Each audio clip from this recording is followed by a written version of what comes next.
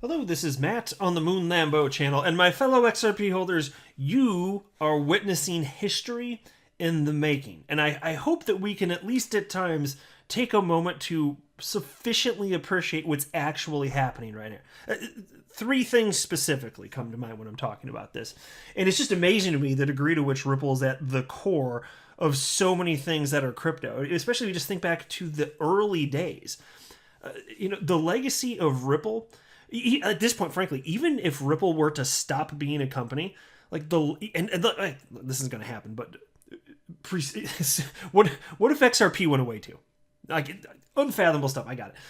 Even if that happened, like, the legacy of what has happened with Ripple and XRP to this point is enough that people are not going to forget it. Like, what's happening now is going to be spoken about for decades to come and beyond. People will be talking about this stuff 100 plus years from now. It's an insane time to be around. It's like people have said when it comes to crypto, this is a once in a generation type of opportunity. And I've long said, no, that's incorrect. That's not precise. This is a once in a species opportunity. Good luck creating another technology that's going to create this type of opportunity for asymmetrical gains relative to any other asset class. And so when you look at what's happening with XRP, what's happening with Ripple, there's the Internet of Value, this idea that that value should be able to move around the planet. Money, value, whatever. We're gonna say value. That could be. It doesn't have to be specifically money. It could be tokenized assets, whatever.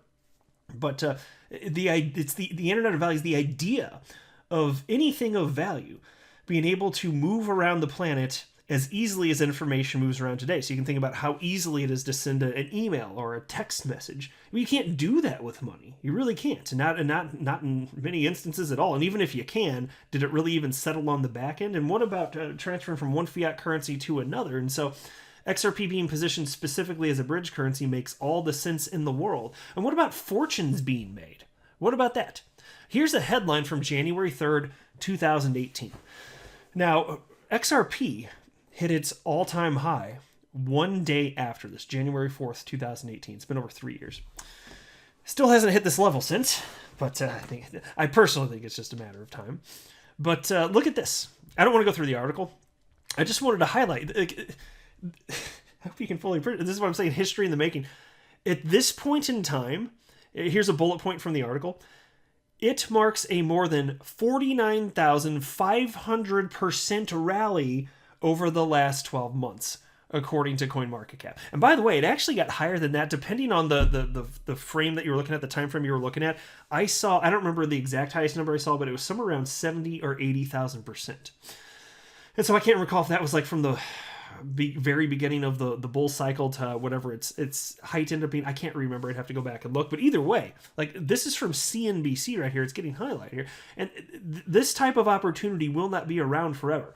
Crypto will be here forever, for as long as the internet exists at least. And so even though that's the case, this type of opportunity won't always be here. No.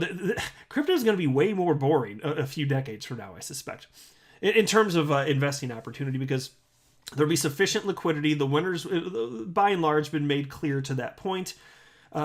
In terms of this type of opportunity, no, it's not going to. That's my prediction. I don't think it's going to look like it does today. It'll still be interesting to track and see how it all unfolds. But at some point, once there's certainty around, or more certainty around which cryptocurrencies deserve to have staying power, yeah, it's going to change. But there's that, and then there's the legal precedent too. And I am going to run through this piece in just a moment. It's from Roll Call, titled "Ripple Case Seen as Precedent for Cryptocurrency Regulation." And so again, on all these fronts, whether you're talking about the Internet of Value, whether you're talking about fortunes being made in XRP, whether you're talking about getting a precedent being set in the cryptocurrency asset class because of the SEC going after Ripple from a legal perspective. All of this is insanity, and we have front row seats for all this. It's crazy. And so there's this article. I actually don't want to read through it, but I'll highlight it. This is from CNBC. Ripple appoints a former U.S. treasurer to its board amid legal fight with the SEC. And there was a solid point made by Mark Phillips on Twitter, who is an XRP community member, who shared this story and simply wrote the following. Does this sound like a company that is getting sued out of existence? I think the firm answer there is no.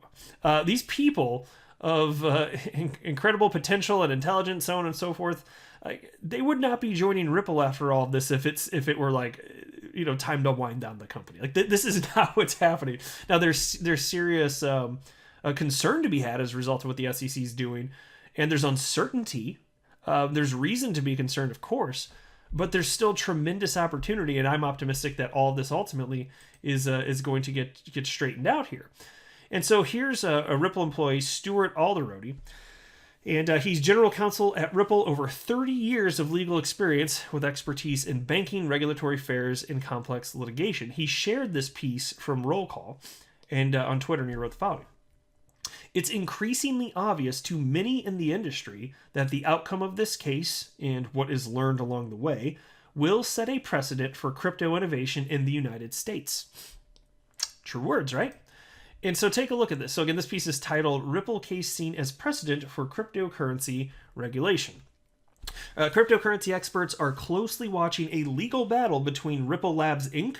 and the Securities and Exchange Commission, anticipating the case could establish precedent and clarify the regulatory landscape for digital coin offerings.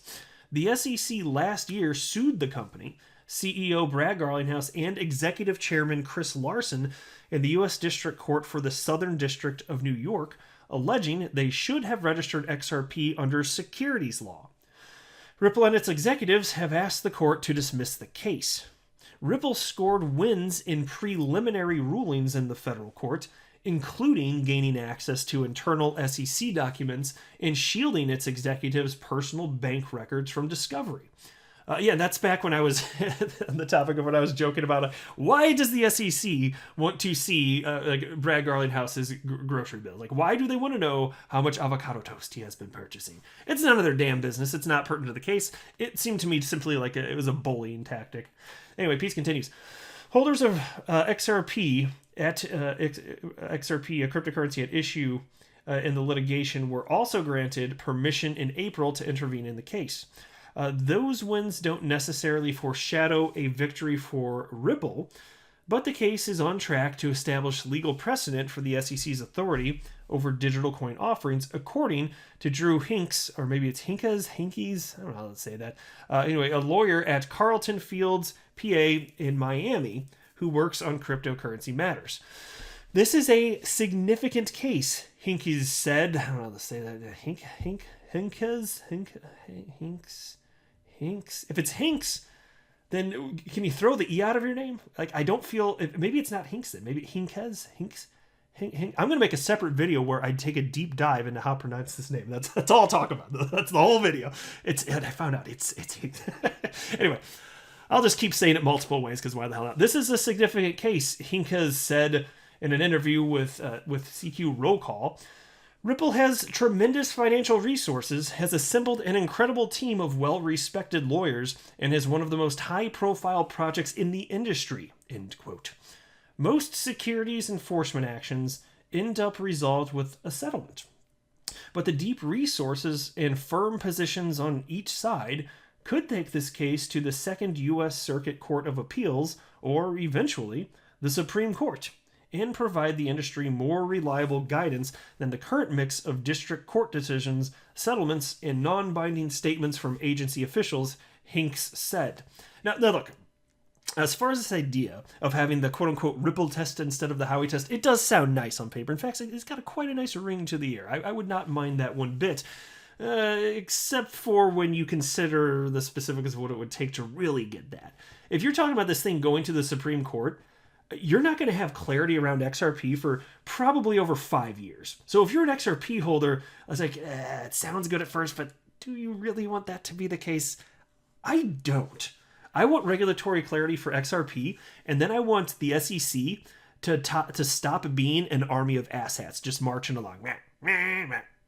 SEC asshats. That's what they sound like when they march. And I want them to stop doing that. And I want there to be sufficient regulatory clarity. I think that would be better than getting the Ripple test at the Supreme Court level. So it's possible that could happen. I still find it very unlikely. And also, I think that the SEC, by and large, is going to lose on the merits of the case. Even if they get a win in terms of, like it being the case that Ripple actually sold XRP as an investment contract years ago, Okay, fine. I don't care if that happens so long as they can continue to sell XRP now that it's obviously very decentralized. That I wouldn't care. And as long as XRP can continue to be traded on exchange, then I don't care. That's fine.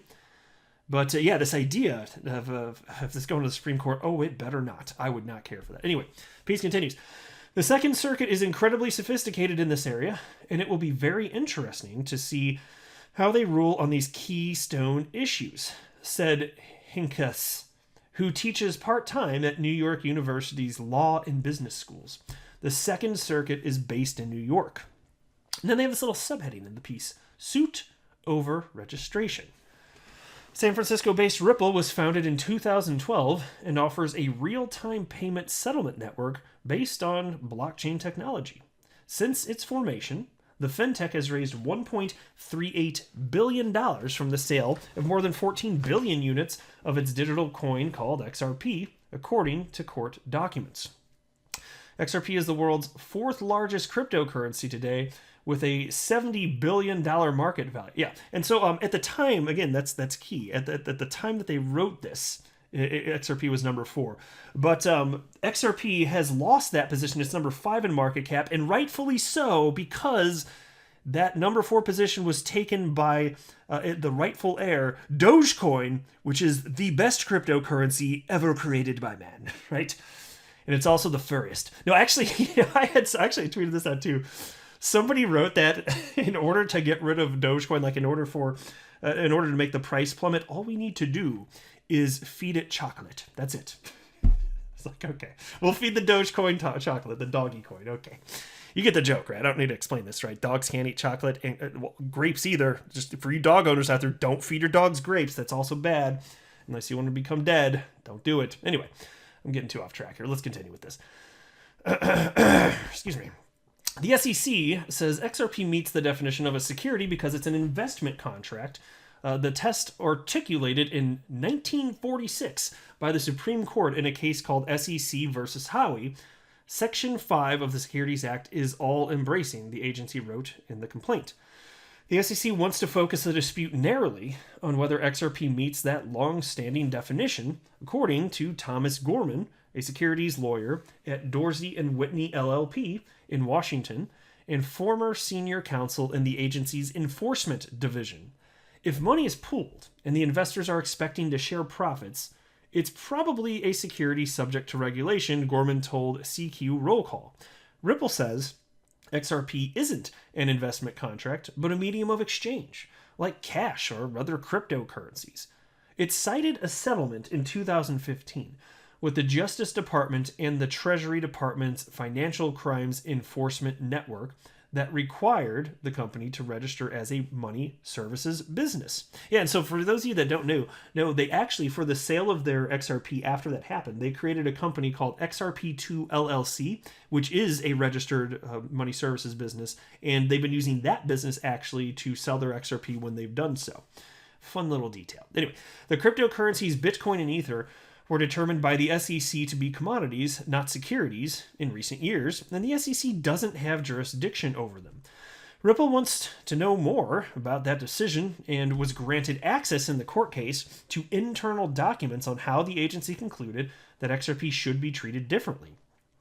Ripple and the executives say the SEC failed to demonstrate that the company should have known XRP was subject to registration, and because the agency remained silent for years while a massive global trading market built up around XRP, according to court filings. Yeah, that's certainly true. If they wanted to squash this thing, because they knew about it the whole time, they should have squashed it from the beginning. But instead, the crypto asset class was so small, and they didn't know how to handle it, frankly, that they just kicked the can down the road, and then it became so big they couldn't ignore it, and then they're just taking the hammer to every nail that sticks up effectively. That's what's happening here, which is disgusting. That's a terrible way to approach it. And it to me, it just screams of ineptitude, but that's what's happened here, right? Piece continues. Unfair delay can be a persuasive argument, Linda Jeng, an adjunct professor at Georgetown Law and former SEC lawyer, said in an interview. As a former regulator, I am disappointed to see the SEC wait so many years after the introduction of a product to launch an enforcement action, said Jeng, who is also global head of policy at fintech startup Transparent. Regulators should always apply their power thoughtfully and proportionally, and it should be predictable, Jinks said. When the agency waits this long to pursue an action, it makes them look arbitrary and chips away at their credibility, she said. Hallelujah, my friends. Now that is hitting the nail on the head, absolutely. And that is what happened. And this little army of asshats, they simply do not care. I think they have sufficiently demonstrated that it's about whatever the hell they want to do, more power to them, more money for them. That's what it looks like, a power grab and a money grab. Doesn't it? Why the hell else would you behave like this? It's outside the scope of your mission statement, which is to protect investors. Anyway, the piece continues. Henkes also found Ripple's arguments to be very sympathetic and said the agency's delay and different classification of other coins undermines the government's position that Ripple executives should have known XRP had to be registered as a security, as recklessly disregarded the obligation. Still, he cautioned that doesn't mean the agency lacks authority to bring the case. The SEC has broad enforcement discretion, and it appears to be filed within the statute of limitations, Hinks said. And then they have this little subheading, increasingly broad. You gotta love this. Gorman predicted the court will focus its decision on the investment contract analysis and downplay delays in bringing the action.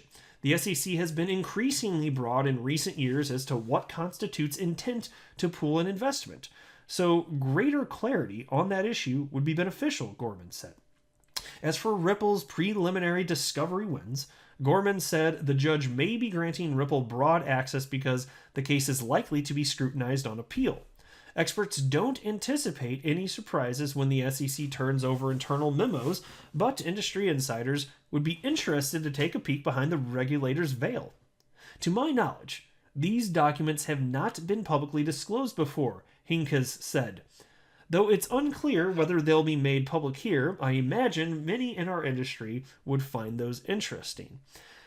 So, look, we'll see. And then they have a little separate piece about the leadership transition, Gary Gensler. I don't want to run through that. But suffice it to say, we have front row seats here to just watch history unfold here.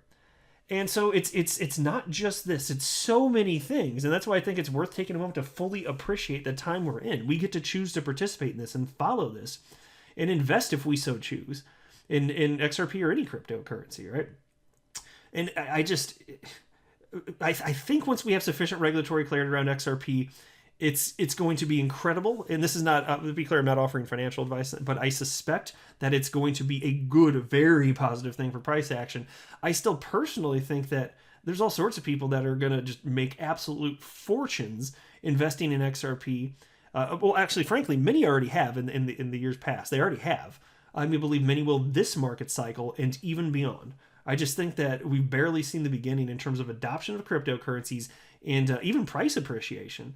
Why wouldn't we have a crypto asset class that's, if not tens of trillions of dollars, over $100 trillion or hundreds of trillions of dollars? I don't know what the high is going to be if we fast forward like a decade from now, but the price levels we're seeing now are going to look like nothing. That's what I think. They're seriously just going to look like nothing. And so understanding that we're seeing history unfold in terms of the adoption of the cryptocurrency asset class, regulation of it, the internet of value, and then all of the fortunes that are going to be made here. It's just astonishing to me.